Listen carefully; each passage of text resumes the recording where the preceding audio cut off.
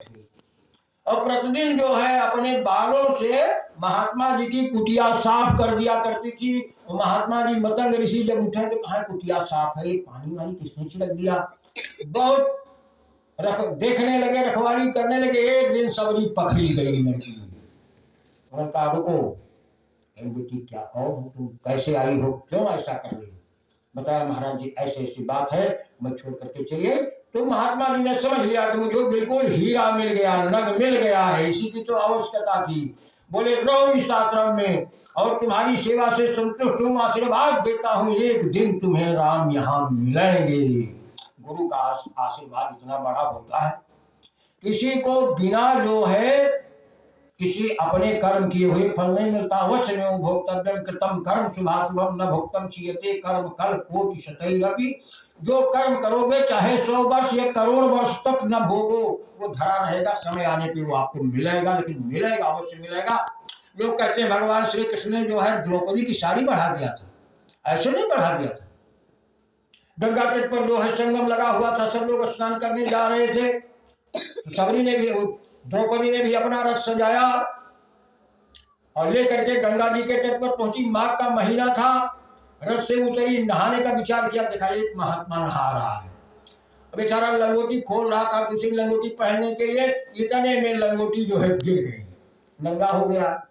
अब वो सोचता है ये लड़कियां यहाँ से हटें तो हम स्नान करें, तो हम निकलें, और लड़कियां सोचती हैं कि महात्मा जी यहाँ से बगल हो तो उसके बाद हम लोग स्नान करें। अब माघ का महीना, ठंडी पड़ रही थी, महात्मा कांपने लगा। द्रौपदी ने देखा महात्मा की लंगोटी बहती हुई जा रही है, समझ गई कि इसीलिए निकल नहीं रहा है। और करोड़ों की वो जो है साड़ी पहने हुई थी, जिसमें मोतियां जड़ी हुई थी, झालर जड़ी हुई थी। द्रौपदी ने कहा कि बड़ा अन्याय हो रहा, महात्मा कभी गिर जाएगा, कांप रहा है। चट से अपना जो है वो साड़ी फाड़ा और महात्मा की तरफ फेंक दिया।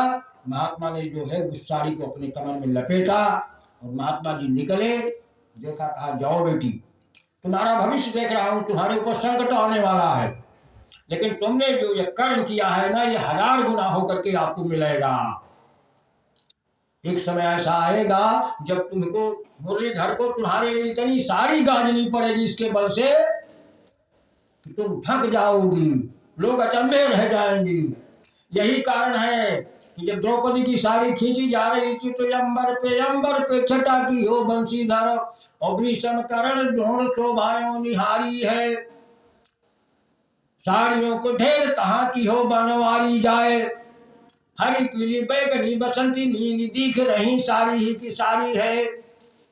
और सब लोग सोचने लगे कि साड़ी बीच नारी है कि नारी बीच साड़ी है, कि साड़ी ही की नारी है कि नारी ही की साड़ी है।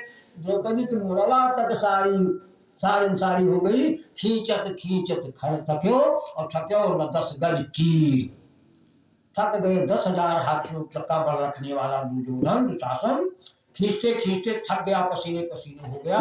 साड़ी नहीं गती, वो महात्मा का आशीर्वाद था और द्रौपदी जी का वो त्याग था जो उसने अपनी जो है लाखों की साड़ी चीर करके महात्मा की तरफ फेंक दिया था। जो करोगे वही पाओगे, नहीं करोगे तो नहीं मिलेगा। एक एक मूर्ख इतना बढ़िया बढ़िया भागवत कहानियां जब हंसलो बनाया हो और रोज उनका लाइन लाग रहा थे। अच्छे अच्छे विद्वान बैठे पर तरस रहे हैं, तुमने किया नहीं कि मिले, कहां से दान दिया कभी किसी को। पंडित तो बटोरना जाता, देना कम जानता है। जो पंडित देना चाहता वो पुनः पुनः पाता है। दान बताया गया, धन दानात् भवति शुद्धति च सर्वत्र, हमेशा दान देने से शुद्ध होता है। और लक्ष्मी को ले आती है, त्याग से लक्ष्मी मिलती है। जब त्याग करोगे तो लक्ष्मी तुम्हारे पीछे पे, जैसे क्या है अभी हम बता रहे थे ना स्वामी राम सुखदेव जी महाराज को, जब उन्होंने त्याग दिया तो उनका एक कथा में सस्ती के समय में 80,000 रुपया चढ़त रहा है।